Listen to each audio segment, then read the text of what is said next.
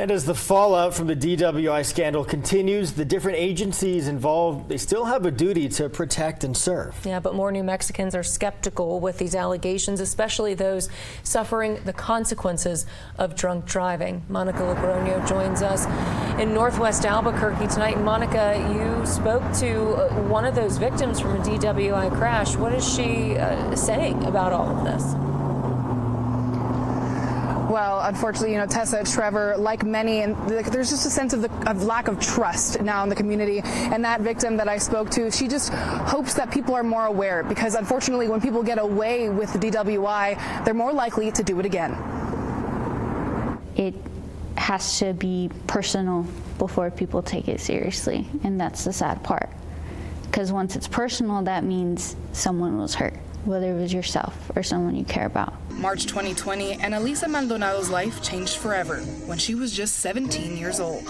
The second I looked up into my rearview mirror to see what was going on, I was hit just like that. She was getting onto the highway near Coors when a drunk driver sped up behind her and hit the back of her car. When he hit me, I just continued to go straight rather than curve and stay on the road, and he just pushed me right off the on-ramp into the embankment on the freeway.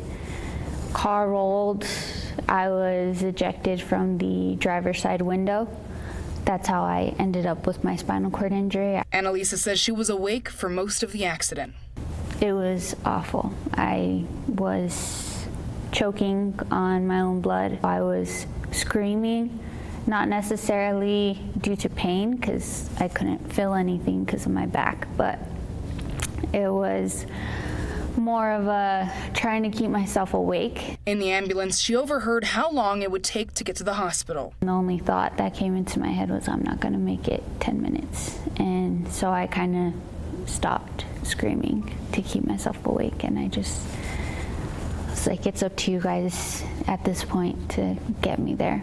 Annalisa says the doctor described her injury as being split in half. I kind of understood what to expect as far as the physical side of it and the medical side of it, but it's the lifestyle part that I had to really adjust to. Annalisa had been dancing since she was 2 years old. Then about a year and a half before the crash, she began teaching.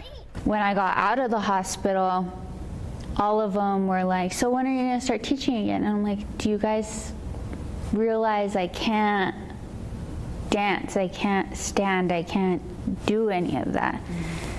Their comment to me was, you used to just sit there and yell at us anyways. Now Annalisa owns her own dance studio and continues to teach.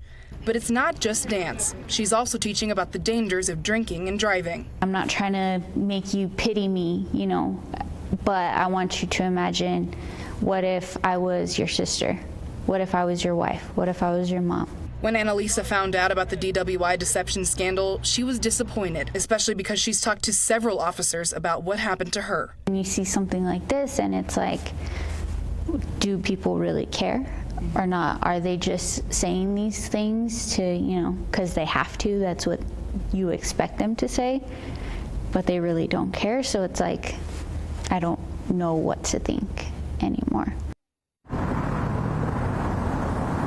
Now, Annalisa does say that she has hope that there are still good officers out there and that the ones who allegedly took bribes will be held accountable. But as she continues to speak for DWI survivors like herself, she just hopes that people realize just how common these crashes are and the fact that they can happen at any time of the day. Her crash happened at 1 p.m.